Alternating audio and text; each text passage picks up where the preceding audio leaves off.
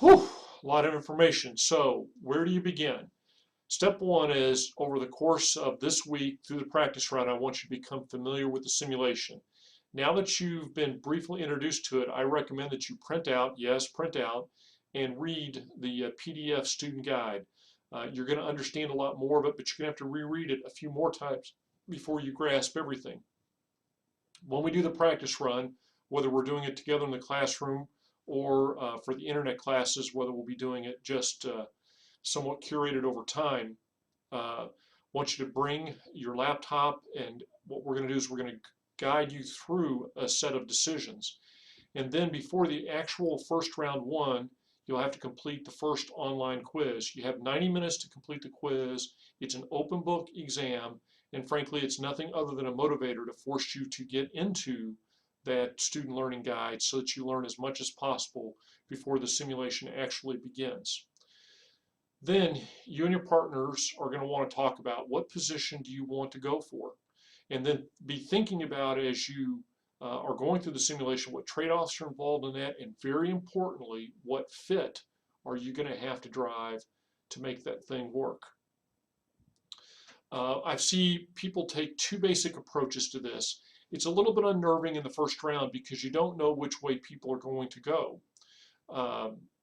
So I see some people that step out boldly to say, this is the position we want to go to. We're going to optimize for that, and we think the market will follow us, or at least not deny us the opportunity for that position to be profitable. Other people tend to hang back, particularly through round one, just kind of see where people are going and then make a decision as to what position they want to adopt. I've seen both work, so it's not like there's a secret to either one of them. But that is one of the more challenging things. What do you want to do? Second thing is, I recommend that you develop specializations within your team. It's very difficult for one person to become expert in the entire simulation. So divide it up. I've got on the screen how you might, the various tasks and how you might allocate them. For example, you might say one person's in charge of figuring out the borrowing plan, whether stock buybacks or stock issuances make sense. Another person that's going to specialize in the production and logistics decisions so that everybody gets as good as they can be in their tasks. I do recommend that you print stuff out and keep a copy, because the more that you can go back and reference things, the better off you are. Although you can print out, save electronically some of the results. But I find honestly they're not enough to make it work for me. Okay, so here's my advice. First of all, position, trade-off, fit. Said it several times. Fit, really important. How you do your marketing, how you do your plant upgrades, where you build your plants, all those things are key elements of fit. Know what you're trying to do and get fit all the way through. Second, the sales forecast screen is very useful to you, in no small part because you can run what-if drills. So I told you before that many teams overspend in advertising. So you could run a scenario that would say, what's going to actually stimulate my demand more? If I took $1 million out of my advertising budget, reduced it by $1 million, and instead cut my prices to cost me $1 million, or, well, let me rephrase that. Could I increase so let's start over. Can I increase my advertising by $1 million? Or would I be better off if I did a price cut such that would cost me $1 million in profits, which would give me more sales? So you can run those kinds of what-if drills. Very, very helpful.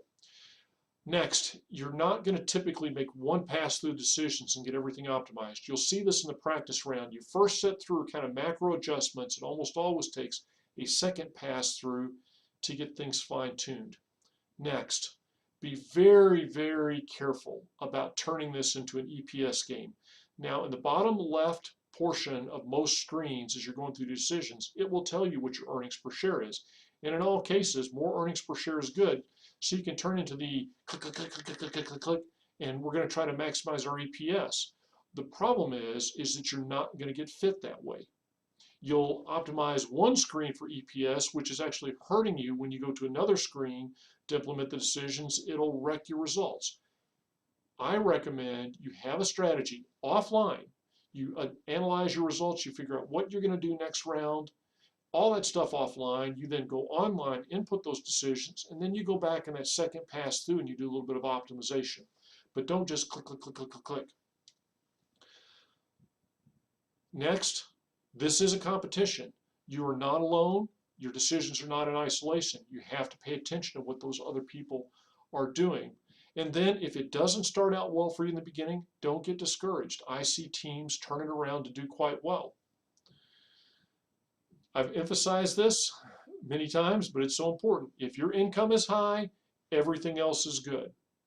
Don't worry so much, and you can wreck those other things with some bad corporate finance decisions, but the main course of this simulation is earning high income. Everything else is the dessert. Build the cheapest shoe possible. If you decide you're going to position yourself so that you're going to have a 7-star shoe, build the cheapest 7-star shoe possible in concert with your fit. When some teams are struggling, I will spend a lot of time with them. If you're really struggling, I'll get very hands-on with you. That's not good for you and it's not pleasurable for me.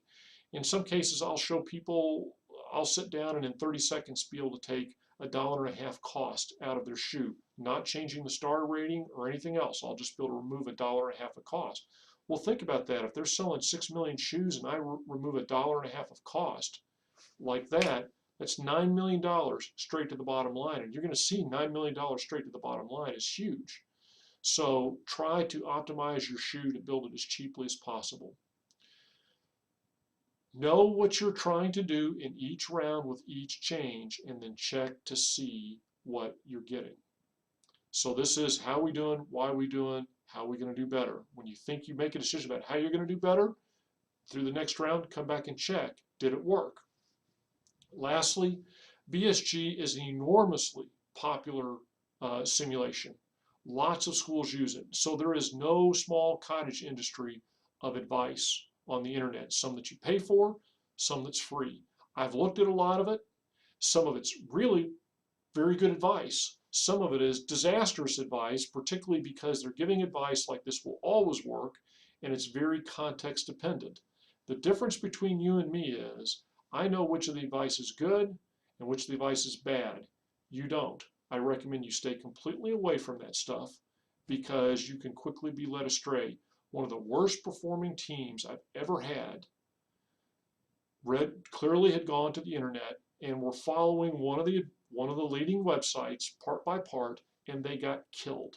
I mean, distant last place. This is one of those teams that I scored them below 80% on their performance because they stuck with a strategy that was clearly failing them at every step and turn for much too long. So buyer beware when it comes to internet advice. One more video I'm going to make to wrap all this up, and then we're going to get on the computer and see what it looks like. Join me in a minute.